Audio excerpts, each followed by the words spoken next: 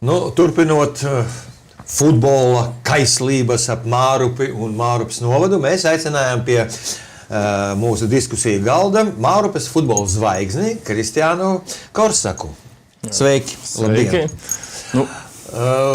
Es gribētu palūgt, lai jaunais cilvēks tādu mazu CV pa sevi pastāsta, tādu prezentāciju. Kristiāns Korsaks, kas viņš tāds ir, ko viņš zemā ēd? Man ir 28 gadi.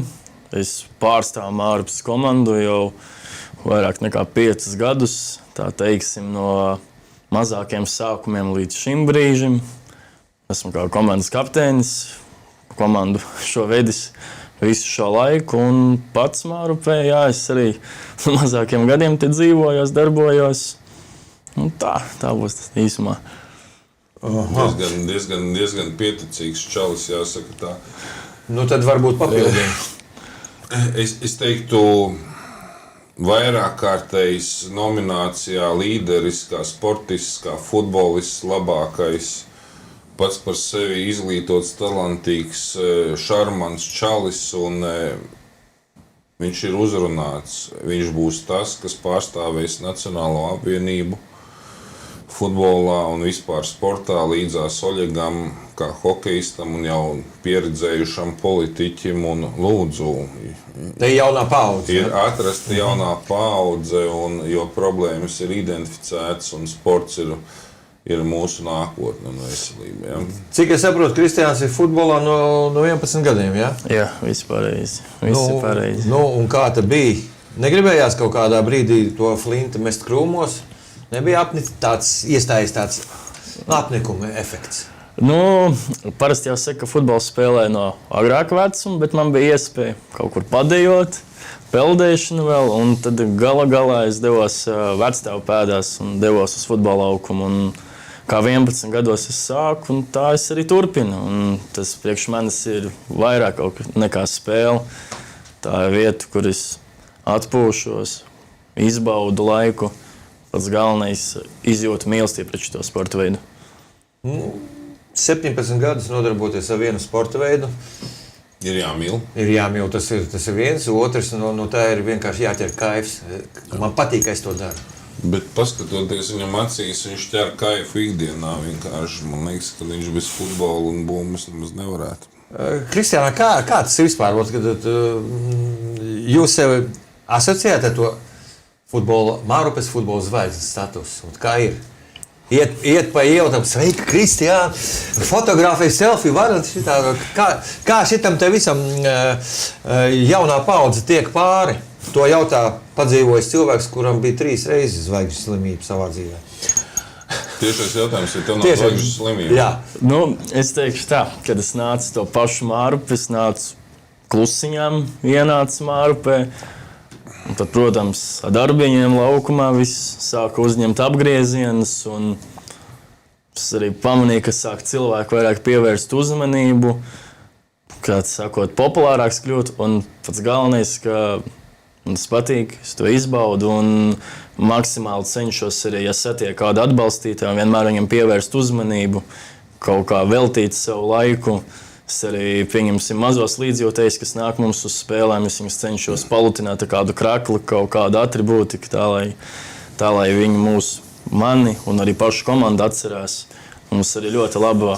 Pagaid, tās ir skaistas runas. Man tagad konkrēts jautājums. Šķirms neaizgāja? Es esmu populārs, es esmu zvaigzne. Nē, protams, ka nē. Tā nav mana tāda rakstura īpašība, iedomība. Esmu vienmēr labsirdīgs, daudzpusīgs un atvērts cilvēks. Tā kā es paceltu degunu un ietu kaut kur pa ielu, nē, tas nav par mani. Andri, es tev apsveicu. Tu esi dabūjis savā sarakstā tādu kolosālu kadru. Paldies. Kurš ir zvaigzne, kurš nav iedomīgs, kurš ir atvērts sadarbībai, sarunām un kurš saprot, ka jāstrādā ar cilvēkiem. Ko mēs tikko dzirdējām? Ka mums ir visplašākās, dažādākās jomas pārstāvi un tie labākie, tie līderi, tie erudītie, tie zinošie un galvenais, kad mēs jau esam uz viena viļņa jau arī futbolā, par kuru es vēl pirms neilga laika, tā teikt, neko daudz nevarēju izteikties. Likās, ka šķietam futbolā ir gana labi tāpat.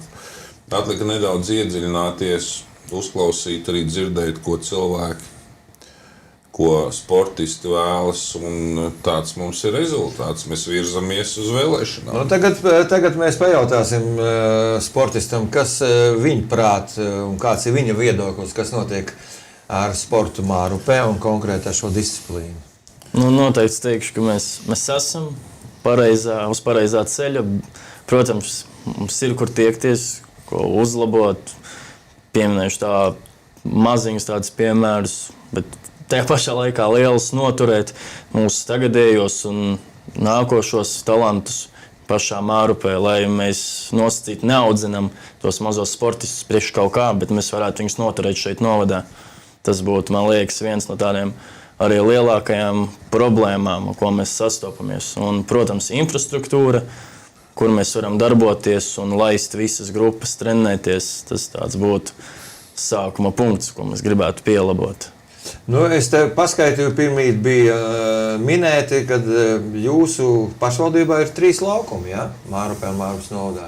Tādi pilnvērtīgi futenes laukumi.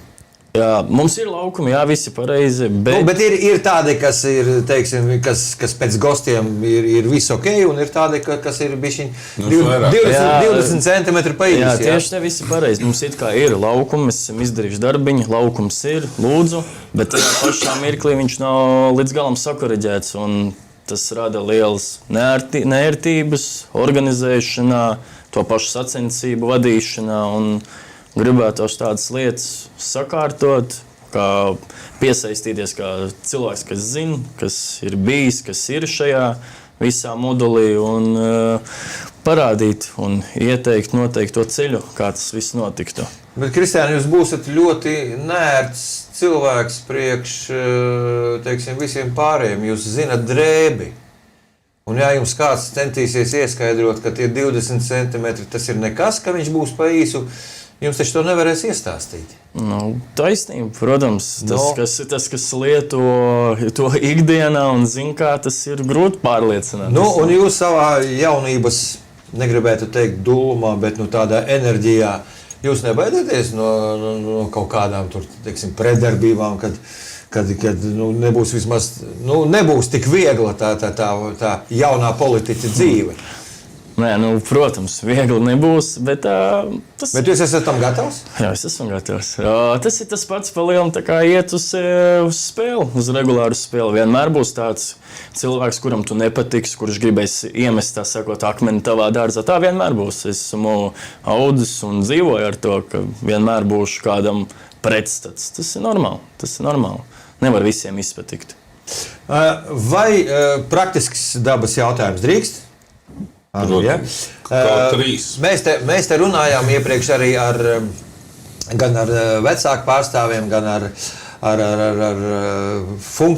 futbola funkcionāriem, es negribēju tā teikt, bet aktīvistiem, Mārupas aktīvistiem, arī funkcionāriem un aktīvistiem, ja, kad ir tās projekts, kad būs ar federācijas palīdzību tomēr uzlikti Mārupē tie pūšļi priekš futbola un arī priekš citām disciplīnām arī.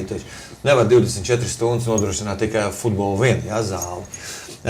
Tas būtiski uzlabos, vai tas būs tāds ielāpiņš tikai tai situācijai? Halles uzbūvēšana, tas būs noteikti. Pūslis. Pūslis, jā. Viņi vienkārši mūsdienās sauc par halli, pūslis.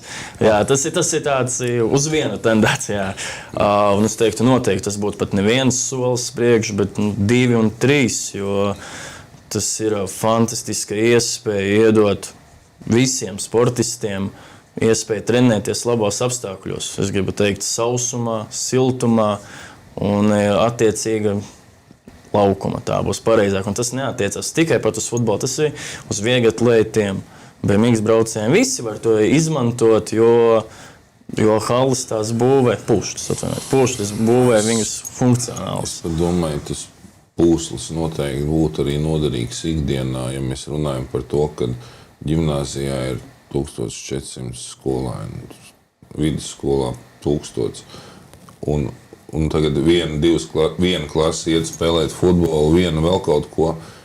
Droši vien, kad pie tāda skolēna audzēkņu daudzuma vēl netraucētu blakus arī laukumus, kurā ir uzlikts šāds te bezmaksas jumta segums, pūslis saucamais, ziemas periodā, lietus periodā, kad tur var skriet, ka tur var nodarboties ar jebkuru citu sportisku, fizisku aktivitāti no jebkuru citu sporta veidu, ne tikai futbolu, kā pieminēts.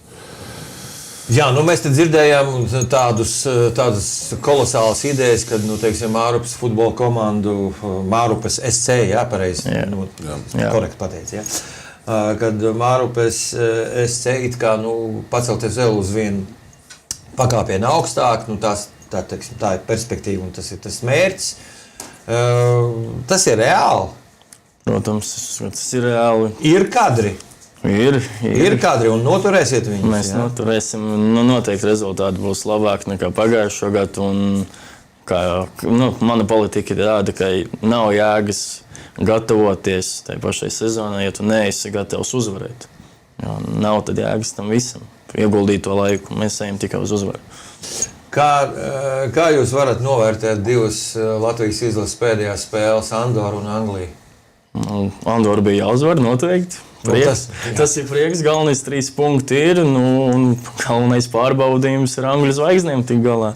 3-0, es uzskatu, tas ļoti labs rezultāts, apzinoties, kas bija pretī mūsu puišiem. Ļoti labi, es teiktu. Es skatījos šo spēli un klausījos poļu komentārus, poļu televīziju. Un ziniet, ko poļi teica komentāri? Kādi bija komentāri un ko komentētāji teica? Vienā balsī viņi slavēja latviešus. Protams. Vienā balsī.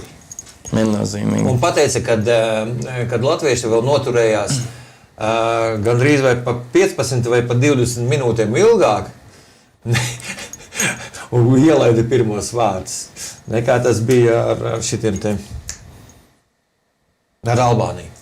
Jā, nu noteikti es pat pieļauju domu, ja mūsēji vēl tās minūtes 7 izturēt, tā spēle varētu arī savādāk griezties, jo rezultāts ilgāk bija 0-0, jo lielāks spriedze Angļiem nāca.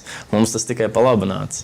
Nu, mūsu mazajā tajā Mārupes futbols katliņā ir tādas topošas zvaigznes, kas varētu, teiksim, startēt arī augstākās kaut kādas tur līgas komandās vai pat, varbūt perspektīvā piedalīties arī izlasē.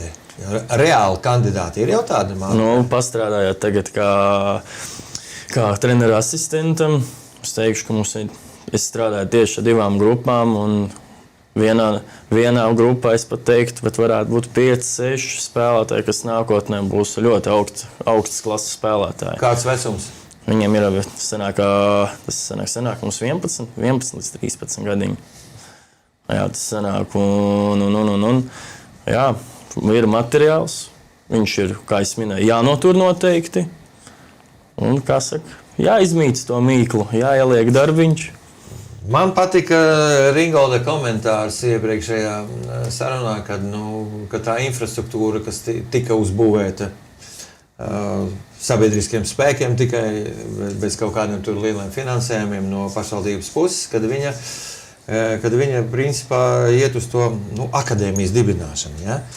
Un Andrija, jums jau tādi, cik es saprotu, absolūti konkrēti jau kaut kādi tādi kadri un piemēri ir, tad tas ir arī sava veida biznesa, starp citu. Nē, pasaulē tas ir bizness, bet tas šobrīd nav galīgi ne mans mērķis, ne uzdevums. Man galvenais bija, kā mēs sapratām, piesaistīt visus iespējamos ieinteresētās puses, saprast, kur ir problēma un atrast problēmu risinājumu. Un ar šo jauno talantu es domāju, ka mēs esam ceļā uz visiem risinājumiem futbolā. Ja? Jā, jo, kā es jau arī minēju, šim cilvēkam būs ļoti grūti ieskaidrot, kad laukums jātaisa pa 20 centimetru īsāk, ka nekas nenotiks.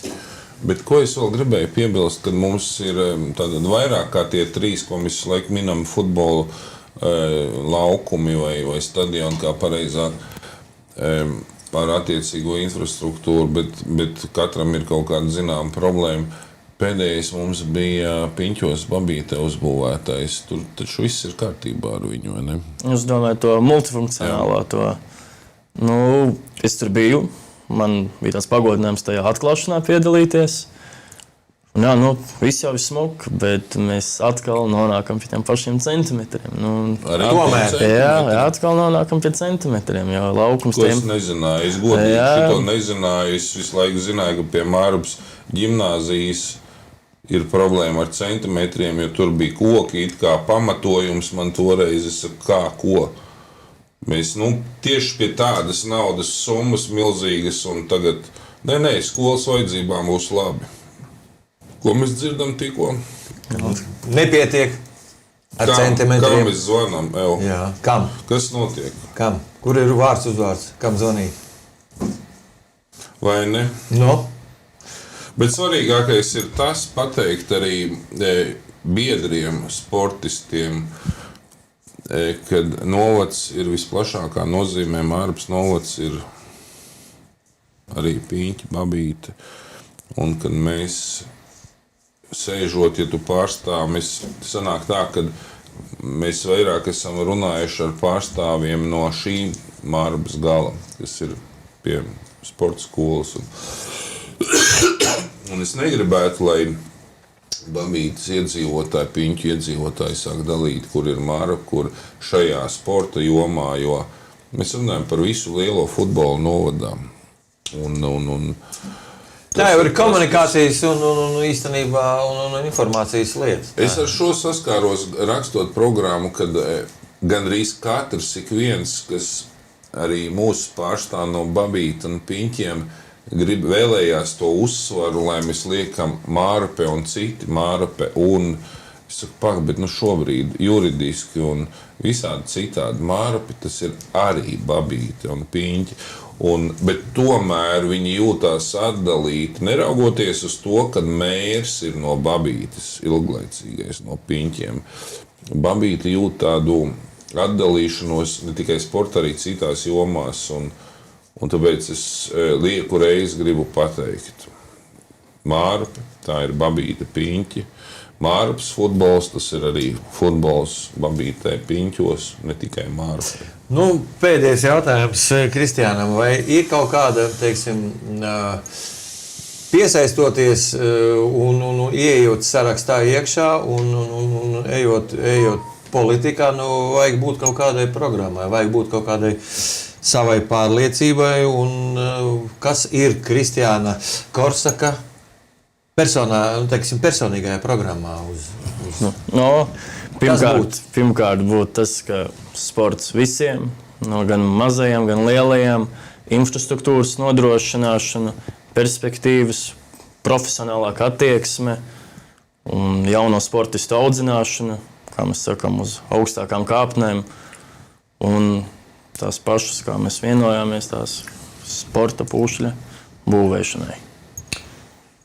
Andri, es gribu tevi apsveikt ar ļoti vērtīgu kadru iegūšanu savā sarakstā, Paldies. Savu domu biedru lokā. Un vajag tikai tagad gaidīt, kas notiks tajās vēlēšanās, un cerēt uz to labāko. Es jau tev esmu atrādījis 4-5 kadrus. Redzēsim, tu gribi redzēt visus. Redzēsim, kas būs tālāk. Jā, labi. Paldies par sarunu. Paldies Kristiānam. Paldies Andrim. Līdz nākamajai reizei. Paldies. Paldies!